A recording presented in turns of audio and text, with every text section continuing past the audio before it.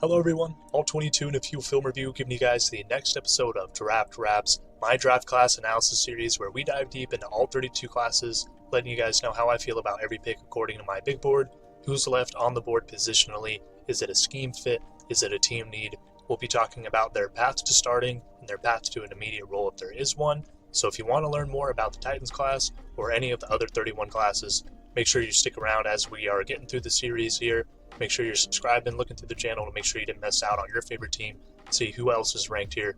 Without further ado, let's get into the Titans class. Also, I am going to be gone for the next 5 days, so I'm going to be recording the next 5 to 6 videos all basically in one sitting, so you guys can continue to have daily uploads while I'm gone. So for the next 5 videos, if I'm losing my brain, that's why. Please, bear with me as I lose my mind through this recording process. I like this class a lot. I give it a B. Very, very, very, very close to a B plus at the very end of it. B's for me, or a B plus for me, starts at the 3.11 numerical grade. They got a 3.105833, so very close. That numerical grade, come to you guys from me, something I created, so you guys can have a more concrete feel about how I feel about every class. Also, so you guys can see how the different classes with the same letter grade stack up. Just kind of a fun thing that we could come back to later, see where I was right, see where I was wrong. It's mostly about the grades and the analysis. The ranking is just an extra little fun thing, so we can kind of set up which videos are coming out when. But a 3.105833, again, a B for me, a very solid class.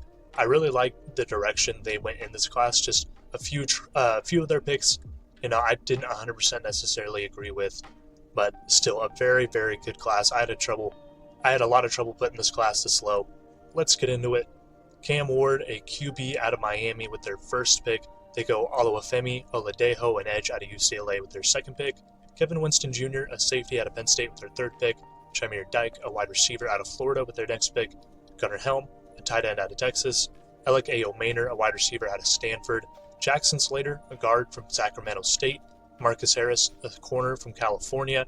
And Kaleo Mullings, a running back out of Michigan. Again, a very, very solid class for them. I really wanted them to target quarterback with their first pick, with the number 1 overall first pick. We'll dive into that Cam Ward discussion in a minute. After that, I wanted them to hit defense early and often, man. You look at their edge room with Draymond Jones and Arden Key, you definitely need some more bodies, some more youth in there to compete and take some jobs. You need some more exciting juice in that edge room. At inside linebacker, I like them bringing in Cody Barton, but that's still a linebacker trying to really prove himself coming into the first year in a new scheme. Really don't have much outside of that. I would really like them to take linebackers somewhere in this class. Safety, I like their safeties with Amani Hooker, Xavier Woods, both solid pieces, but if you want someone more for the future, I would really like them doing that. I don't think those are guys you can't upgrade over. At cornerback, I like Ladarius Sneed. I like Roger McCreary. Outside of that, it gets really, really, really, really thin very quickly. I would love to see them bring in another corner in this class. Kind of just defense early and often after a quarterback. Also getting a wide receiver to grow with Cam Ward, I think, is paramount. But basically quarterback, wide receiver for Cam, and then, because it was always going to be Cam in my opinion, and then just defense early and often. They did that in this class. I think they really hit their needs very well.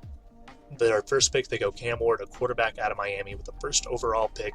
No trade compensation. They sat and picked at number 1. Absolutely just the perfect pick in my opinion. I gave it an A. Cam Ward was 15 on my big board, a true first round grade in my opinion. He was at the very, very, very end of a true first round grade for me, but the only first round grade quarterback in this class. If you look at my next ranked quarterback, it is Shedeur Sanders, who I had at 41. So I had Cam pretty far in a way above him. I don't think Shedeur's a bad quarterback at all, but with the number 1 pick, I think Cam Ward was the only quarterback worth it in this class to me. Had that opinion since February. I stuck through it throughout the class. I love to see, as time went on, more and more people shifting to the Cam Ward, less on the Shedeur Sanders discussion, because this guy is just so worth it. Not a perfect quarterback. There's a reason why he is 15 for me. He needs to work on some of his inconsistencies in holding the ball, some of his inconsistencies on playing on time. He has great vision downfield when he's scrambling outside the pocket, but when pressure gets to him inside the pocket, that vision kind of dissipates and he becomes into a runner until he can extend outside the pocket. So becoming more of an extender while still in the pocket, navigating that pocket a little bit better, I really love his touch and his ball placement when he's able to land, but the consistency, the accuracy of being able to get it into the catch point of the receivers is a little bit shaky. But this man has all the arm talent, all the maneuverability. He flashes being able to actually read coverages and play on time, even if it needs to be a little bit more consistent. This guy was more than worth it in this class to me. If we're talking about comparing him to last year's class, those quarterbacks coming out, he probably would have ranked similar to Jaden Daniels for me, somewhere in between that Jaden Daniels to Michael Penix mark. Not saying he is Jaden Daniels, and of course that's Jaden Daniels when he's coming out, not what we know about Jaden Daniels right now. I had him as kind of my quarterback 3, so I think he would be somewhere similar to that area. Again, all the upside in the world, just needs to work on some stuff, but still, the only quarterback worth a first round pick, or the number 1 pick in this class to me. If someone wanted to go Shador late in the first, I would have liked that. The Jackson Dart trade for me, rough. But I like Cam Ward at 1. This was the perfect pick in my opinion. Not an A+, because again, it's not like the value is super insane. But this was the right pick. It was the only pick they should have gone in my opinion. I'm glad they did it. A 6'2", 219 quarterback, going to be 23 during this season very early on. Didn't qualify for a RAS if he didn't do all the testing, but no quarterbacks do that anymore. Sadly, he would have had a very nice RAS score. Very athletic guy. Not a runner first. Like I said, he has very good extendability. When he gets outside the pocket, he loves to look downfield and throw first. It's just when he's in the pocket, if that pressure gets to him, he's going to hold that ball. He's going to move around in the pocket until he can find an escape lane and become an extender again. But you honestly can make him use his feet a little bit more. He doesn't use it a ton going past the line of scrimmage. He uses it a ton behind the line of scrimmage. But a very athletic guy, a very nice mover. Had 43 total TDs this season, 7 interceptions, a 67.2% completion percentage, which is pretty nice. 4,313 yards, 9.5 yards attempt, which is very nice, and a 119.9 passer rating. Very, very nice. A 2024 first-team All-American and the ACC Offensive Player of the Year. Also set the single season record for passing touchdowns in 2024 with 39, and set the FBS career record for passing touchdowns. I'm pretty sure he had 158 or 156. So, very storied career. A lot of production. A very big step up for him this year at Miami. A very insanely fun player to watch. I love Cam Ward. I think he was, again, the only pick for them at this spot. So gets an A for me.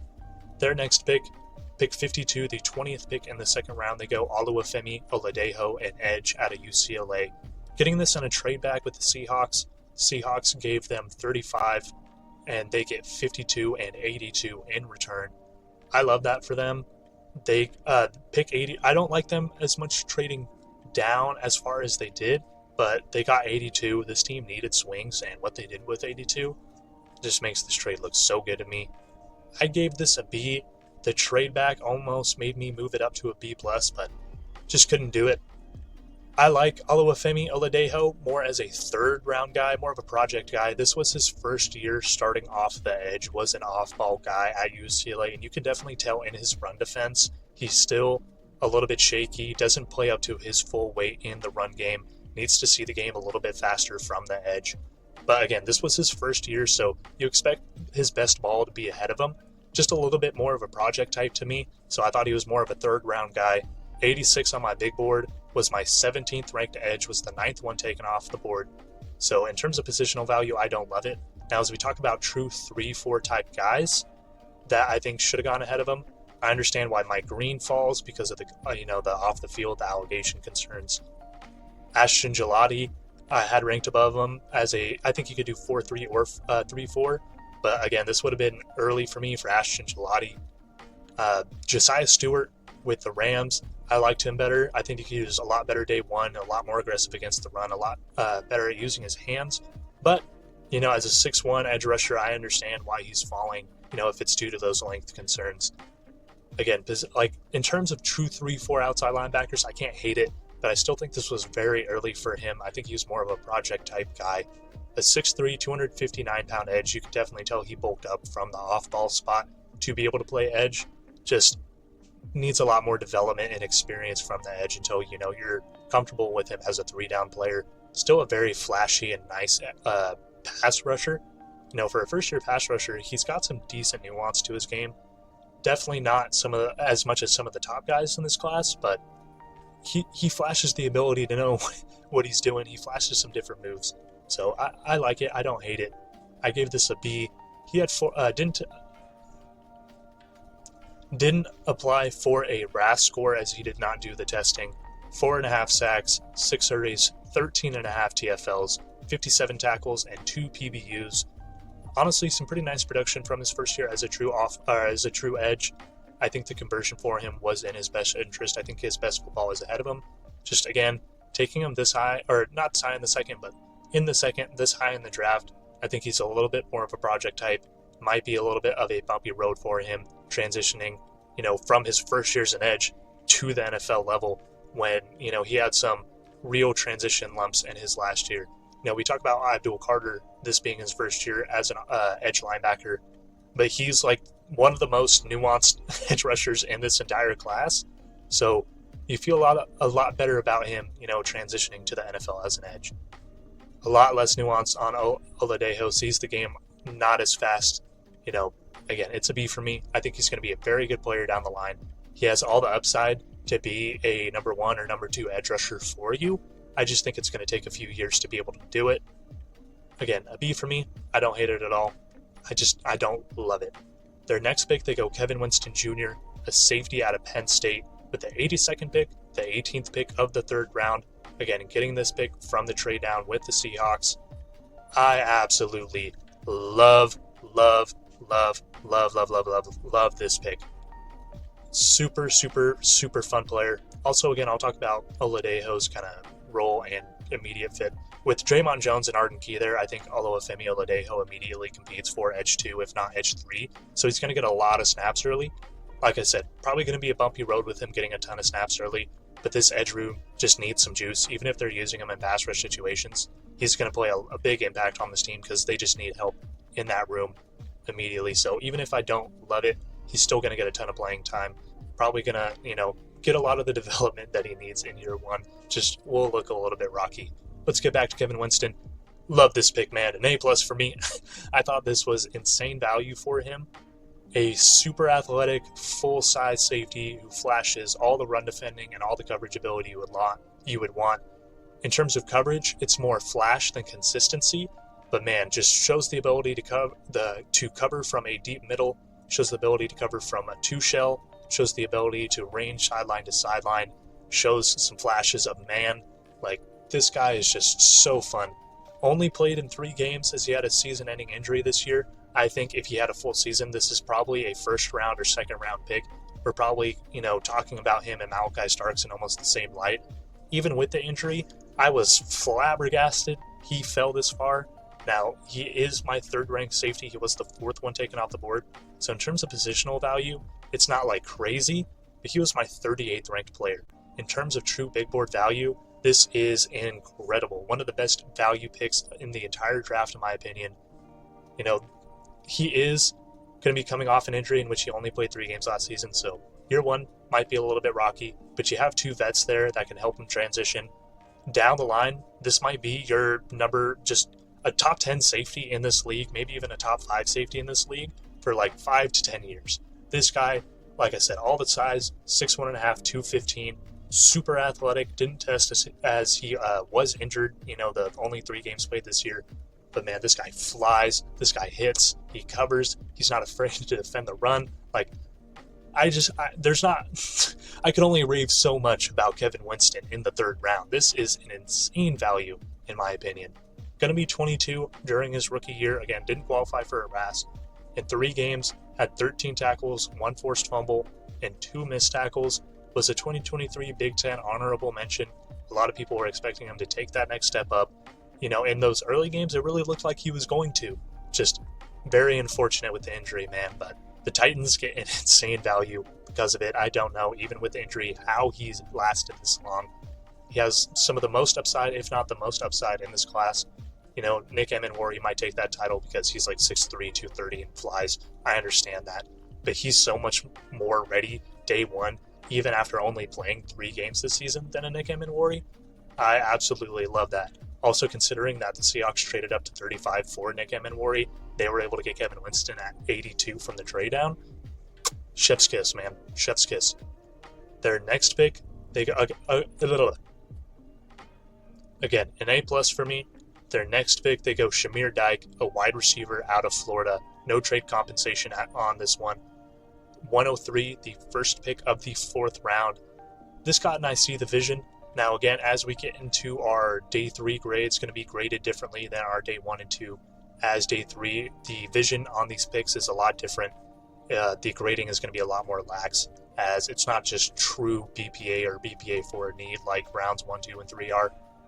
It's a lot different. So if you want more of a concrete definition on, each of the different type of day 3 grades, I love it, I like it, I see the vision, or I don't get it, look in the description, as well as look in the description if you have questions on anything. It's probably in the description, anything you're seeing up on your board, any of the abbreviations, anything. If it's not, come scream at me in the comments. If you have any questions in general, just outside of that, just ask me. I love talking about this stuff. I love engaging with you guys. So, feel free to talk as much, blabber as much as you want down there. But this got an IC the vision. Shamir Dyke, with the first pick of the 4th was super early for me. There was a run of 4th round burners. Arian Smith goes in the 4th round. Dante Thornton goes in the 4th round. None of those guys are 4th round guys to me. So I understand Shamir Dyke definitely not going to be there in the 5th. If you wait on him, he might not even be at your next, 4th round pick that they ended up trading back up for, or the 4th round pick that they got from the Ernest Jones trade. Probably not lasting either of those spots because of the deep threats that were flying off in this round. So I can't hate it. They absolutely need juice in this room, man. Absolutely need juice. Calvin Ridley's got some juice, but again, that's kind of your only guy with some real juice in there. They bring in Tyler Lockett after the draft. I made all these before that happened. So again, that's some added little extra juice, but he's in the twilight of his career at this point. It's not like he is the insane deep threat that he once was. Getting a true 6'1", almost 200-pound deep threat that doesn't only run fast in a straight line, but tested well in other areas too. I love that for them, for their team. They absolutely needed that. At the first pick of the 4th was super early for me. I don't know. Again, I can't say I don't know why they would do it because of the run that went after them. They probably were anticipating that, but man, super early for me. Keandre Lambert-Smith in the 5th? Way better value on a deep threat in my opinion. But again, I can't hate it. I see the vision. They absolutely needed a deep threat. They needed some juice in that room. They needed more wide receivers in general. So again, can't hate it. A 6'1", 196-pound receiver, going to be 24, kind of towards the middle to late end of the season. Put up a 9.72 RAS score. Not only did this guy burn, but he just tested well in general. This guy's an athlete. And an athlete at 6'1", 196, that upside is incredible, man. Like, I understand the upside. It's incredible, but I don't know about year 1. I don't know about right now. I've got a little bit concerns about that. 42 receptions on 65 targets, 783 yards for him on the season, only 2 touchdowns, but 18.6 yards per catch is absolutely insane. That's just nutty numbers. So in terms of deep threat numbers, that's pretty elite. I understand it. Had 4 drops on the season, which definitely don't like to see at only 65 targets, but as your deep threat, he's probably going to be coming in as your number 4 or number 5. Now with Tyler Lockett there, it becomes a little bit, kind of murky.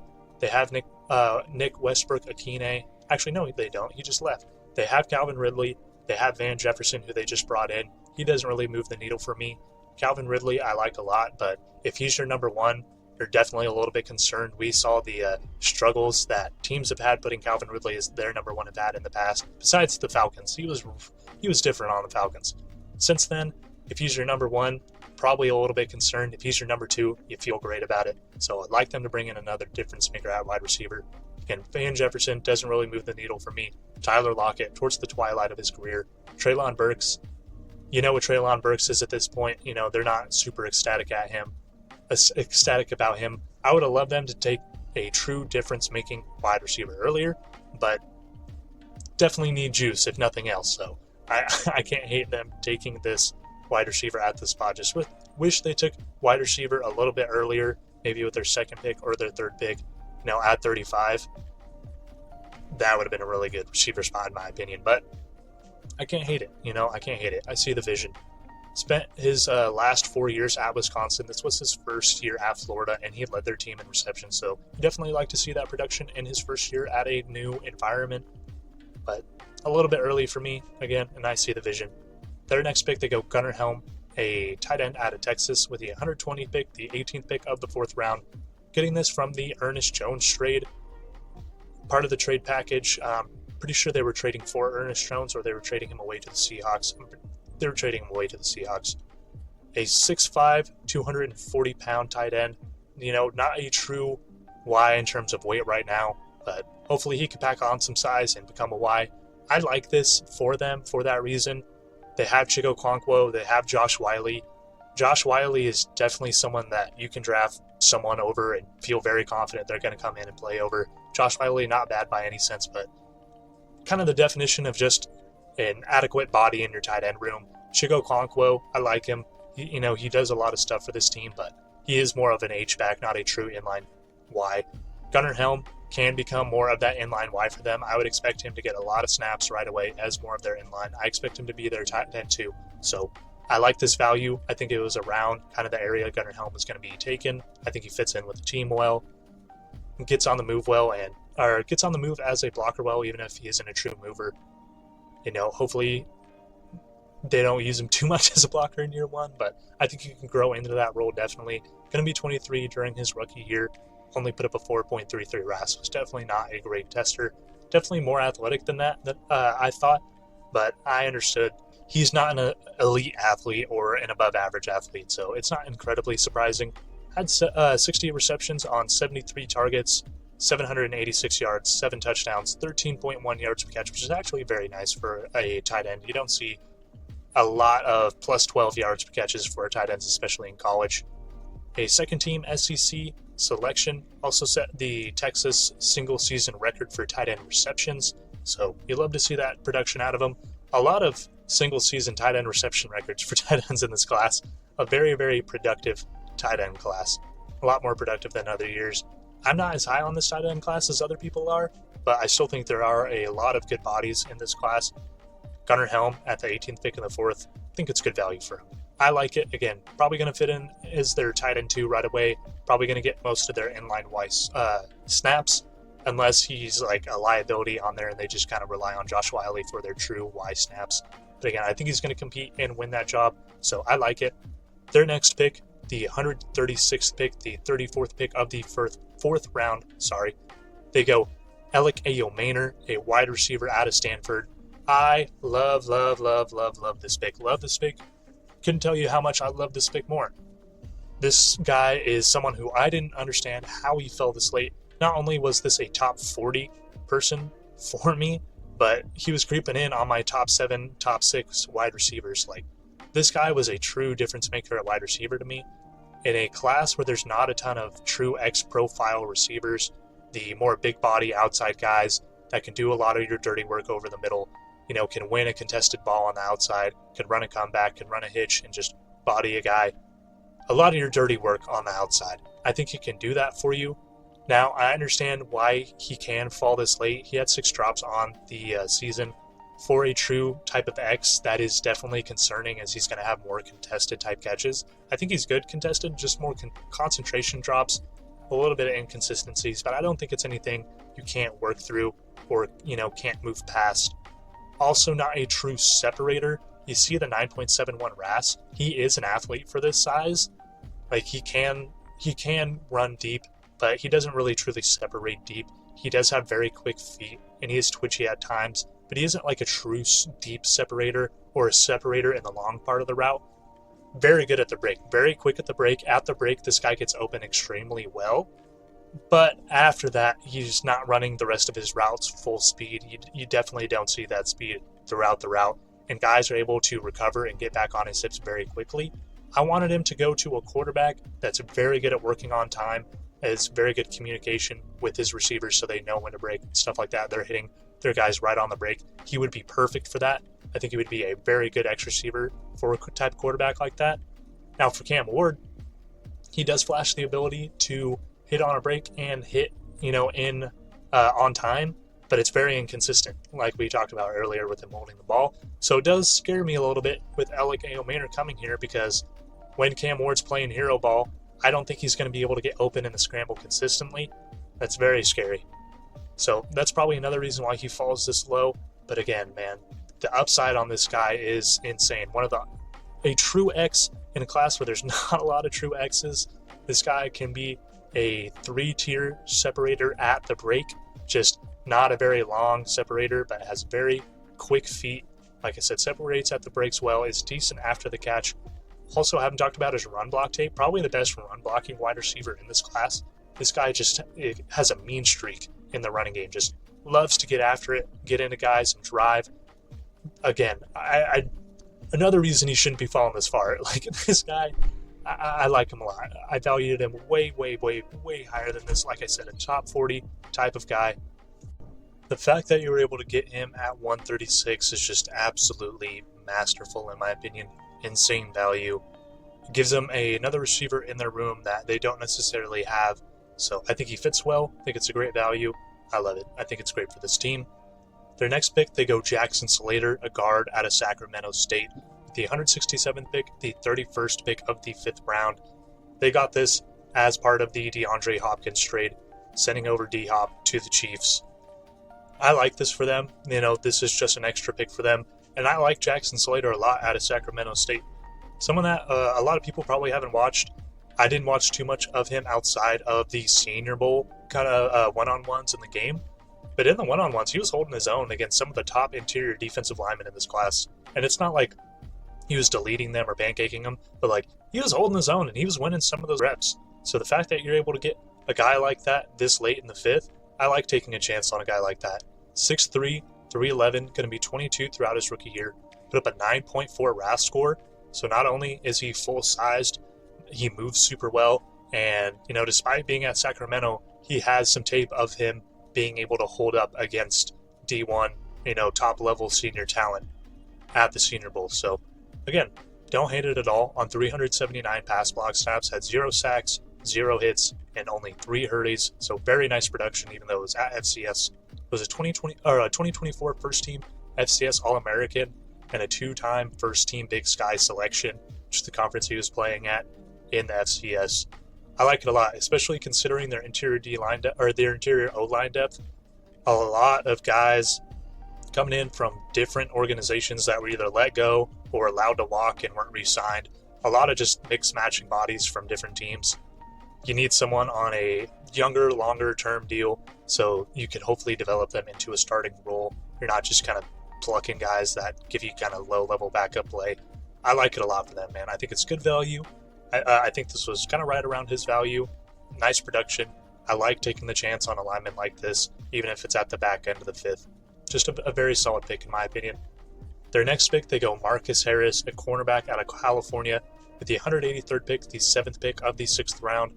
They got this as part of the trade up earlier, trading up for LKO Manor, sending over 141, 178 to the Ravens for 136 and 183. A masterclass trade, in my opinion. I don't know how they got the Ravens to do this trade with them. They literally moved up 5 spots from 141 to 136 and then moved back 5 spots later. Don't get that value for the Ravens, but I think it was great for them, allowing them to get LKO Manor and then still picking up a guy like Marcus Harris in the 6th. I thought could have gone in the 5th, so I think this is good value for him, especially considering the depth of that cornerback room. Like we talked about earlier, it's not a ton of dudes in there that make you feel too great outside of Roger McCreary and L'Jarius Sneed. I think he's going to come in and compete immediately for a cornerback, an outside cornerback 3 or 4 spot. I expect him to get snaps during this season, or at least compete for snaps. And getting that at this spot in the 7th, I think is great value for you. A 5'11", 189-pound corner, going to be 24 throughout his rookie season. Only put up a 6.86 RIS, but he's not a terrible athlete. I think you're fine with allowing him to stay at outside corner, especially him coming into the scheme. Their defensive coordinator is the former Ravens defensive backs coach. So, he's going to want to start molding that scheme into more of that Ravens scheme. Maybe it's a little bit of mix of the Dean Pease, who spent a lot of time with Ravens and the Titans. I could see him having some Dean Pease influence. He was over with the Ravens when Dean Peeves was still over there. But I think it is going to be kind of more of that Mike McDonald modern system that's kind of taken the league by storm. I think he fits well into that scheme. I wouldn't be surprised if this guy becomes a starter down the line. Maybe not this year, but in a year or two, I wouldn't be surprised if this guy is getting significant snaps for this team, especially with the state the cornerback room is in right now. So, and I like it pick. Had 2 interceptions, 6 PBUs, 86.7 passer rating allowed when targeted, which isn't great. 46 tackles, 2.5 TFLs, 1 forced fumble. This was his first year at Cal. Spent the previous 4 years at Idaho in an FCS school where he was very productive. And his first ever year was actually at Oregon State before he transferred out. So this guy kind of moving around a little bit, but super productive at the FCS level.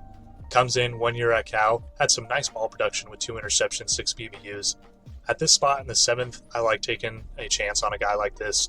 Honestly, not a ton of corners I would have taken over him in this spot. Maybe some of the UDFA guys like Kobe Bryant, but don't understand how Kobe Bryant went UDFA, man. I will be on a mountain screaming that for the rest of my life. That guy should not have gone UDFA. But if we talk about drafted guys, not really any drafted guys I'm taking over him at this spot. So I like it for them, a solid pick. Their last pick, they go Kalel Mullings, a running back out of Michigan, with the 188th pick, the 12th pick of the 6th round. Got this from the Kenneth Murray trade, sending over Kenneth Murray and 239 to the Cowboys for 188 at the end of this last season. Not a bad pick, in my opinion, just a little bit early for me. Kalel Mullings, very, very much a project type, and a project type you want to take a chance on day 3. Only had 4 starts this season, but in 4 starts, had 948 yards and 12 touchdowns, which is crazy, crazy production in 1 year of not even starting. His first year off the reserves, he spent the last 4 years switching between running back and linebacker, playing games as a reserve but never as a starter. This was his first year in an actual non-reserve role, and he's super productive. His best ball's ahead of him because he's been switching from linebacker to running back, not putting full time into this position. He doesn't have a lot of tread because he hasn't been playing, so I like that for him too. Just for this room, I wish they would have got a juice kind of running back. You think of the guys they have there with Tyjae Spears and Tony Pollard. There's not a ton of juice in that room. Tony Pollard has some, but it's not exceptional. I would have loved them to get a kind of receiving type back with some juice. They go with more of a project power back. I thought he was more of a 7th rounder because he is more of a project, especially because, he hasn't had a full year of starting. He's missing a lot of the nuances of a true starting running back because he hasn't had that experience. Again, his best ball's ahead of him. But I think there was a lot of running backs with still some solid upside at this spot who have been doing it at a higher level for longer. Again, I don't hate it, just I see the vision. This is a very high upside potential back, not athletically, but at 6'1", 226, that's a powerful dude, especially if he doesn't have a lot of tread on his tires and he's newer to the position. There's a lot of upside in his game. Just is probably going to have to take a long time to reach it. I don't expect him to be RB2 right away over Tyjae Spears.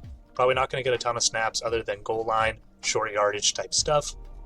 But I don't hate the pick. I see the vision. I see why you'd want to take a chance on a guy like this. Was just a little bit early for me, especially because he doesn't have that ultra athletic upside. This is more of just a project power back. And for a project power back, I feel more comfortable in the 7th than I do doing that in the 6th. But at the same time, it's their last pick. If you really want this guy, you don't want to take the risk of him going undrafted. You got to take him here. Probably could have worked down a trade down at the 12th pick of the 6th round, but I don't hate it, man. Can't hate it. And I see the vision. This is the Titans class. Again, a B, a 3.105833. So getting basically as close as you can to getting to a B+ on my grading rubric. If you guys enjoyed me rambling about the Titans, make sure you guys let me know below. Let me know where you think I'm wrong, where you agree with me, how much you're excited to see this class play, who do you think is going to be good. If you have anything kind of constructively about my analysis, what you're seeing on the board, graphics, any of that, let me know. I love to talk about football especially. So if you guys enjoy it, make sure you're sticking around for the future videos. I really appreciate all the love and support on the videos so far, and thank you. I hope you have a great day.